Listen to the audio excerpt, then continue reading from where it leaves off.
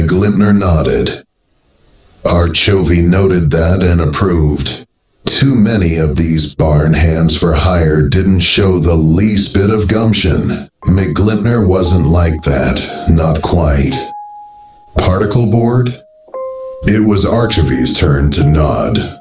About 16 stone worth out of Cupertino. To Archovie's perpetual glee, McGlimpner produced a notepad from his back pocket and began scrawling notes. Tapping the notebook with his pen, he began scrawling arrows fanning away from a central point as he mumbled numbers and figures to himself. Roderick Archovie had never seen anything like it, not on any of these hymnal frog farmers' first days. If it's even close to a full 16 stone, intoned McGlimpner, you'd do better sending at least 5 of it south and turning due east when you hit this meridian, tapping the notebook with his desk. The exact wrong way. Archovie genuinely didn't see where McGlimpner was going, but he never doubted he was going somewhere. The exact wrong direction, maybe.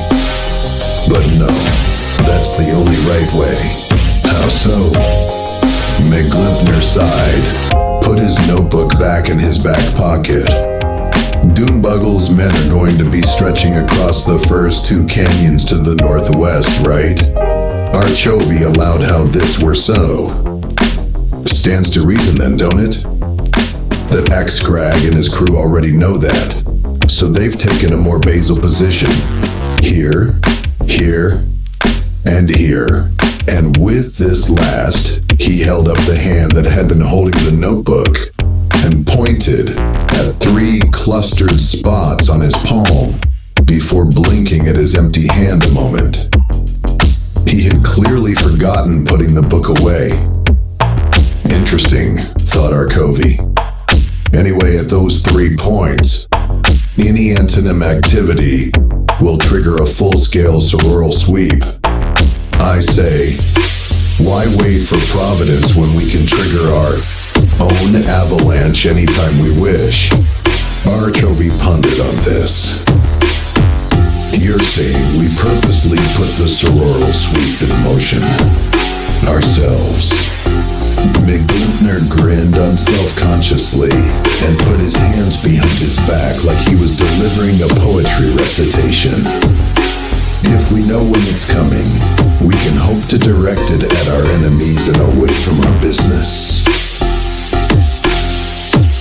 Archovie realized in that moment that he didn't like the way McGlimpner, already on day 1, was saying our enemies and our business. But it was better than the alternative. So we set X-Scrag up? Again, McGlimpner beamed. No, sir. We set Doombuggle and X-Scrag up hard. Archovie's eyes went wide. That would create a power vacuum that would... But he never finished. McGlimpner stood over Archovie's charred and bullet-riddled body. Yes, McGlimpner said. It would. 2 days later.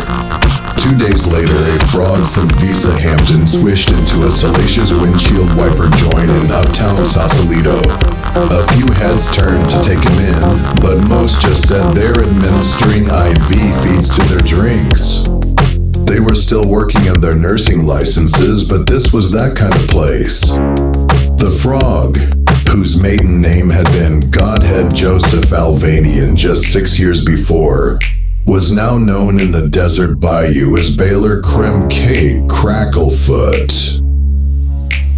And he held full jurisdiction of all the remote market disasters southwest of upstate state and municipal township. Most of the people trying to immunize their drinks didn't know who he was regardless. One who looked like the did slid onto the stool next to him.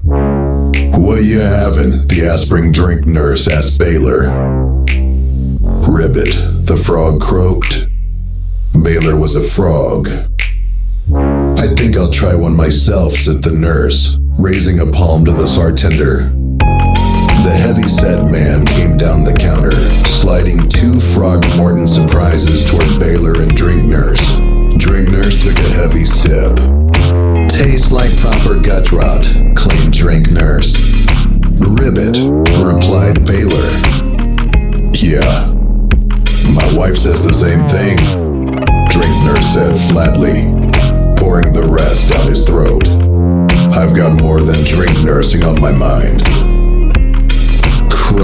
said Baylor, remaining a frog.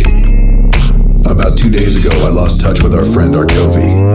About an hour ago, the CP, ED, PB, EB, PP, PCB, DP, PPDD called. Baylor sat up, interested. They found his body cut into 6 pieces down in Haviston Crenshaw Canyons near Harvar-Sarmar. Harmsar Marsar Harvar-Sar Marsar Harvar-Smar Far Beach. Baylor looked thoughtful. You don't look surprised, Drinkner said reflectively.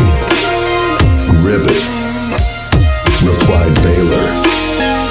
I thought so too, but then I called Dankos and told me something that made my hair stand up on end. Croak, replied Baylor. Oh gosh, sorry. Present company accepted, of course. No, of course I don't think I'm better than you just because I got hair. Baylor still looked upset. Drinkners ran a hand nervously through his greasy hair. Let's say Dankos told me something that made me damn nervous. Drinkners seemed to freeze, nervously awaiting a further sign of disapproval from Baylor. After a few moments passed, and no such further sign materialized, Drinkners went on. One of the 6 pieces of this bastard had a mark carven into the skin. A mark I think you'll recognize. Baylor's eyes went wide with fear and advanced recognition. Drinkner slapped a notebook page on the bar counter with a magician-like flourish. A spiral staircase, with pigs suspended by their curly tails therefrom. Each swine with the classic X's for eyes. There was the mark of a certain somebody. Both Baylor and Drinkners knew all too well. Ribbit, said a dismayed Baylor. You got that right, said Drinkners, nursing his drink and looking like he was about to puke. What do we do? Croak, replied Baylor thoughtfully. Jesus, Cracklefoot. This whole thing is effing, isn't it? Baylor said nothing and just continued to administer CPR to his drink. Jesus, repeated Drinkners mournfully. It was going to be a long week. Streetnecker pulled up outside Vonda Whirligertz's house at 3:15 p.m. in the morning in his beat-down Shredalec Crunterville, weeping silently to himself as he put it in NutraSweet and let his wheelies roll against the curb. He knows what his boss, Cheddar Plugboard Bobbikins, has sent him here to do. It's just, Streetnecker had been sweet on Vonda Whirligertz since 7 a.m. the night before, twice removed, and having to slice her, and having to beat her was gonna be a really choppy horde fur heen dadu. Steely's Audipult is gonna wanna run a blam blam and wave it at his sweeties.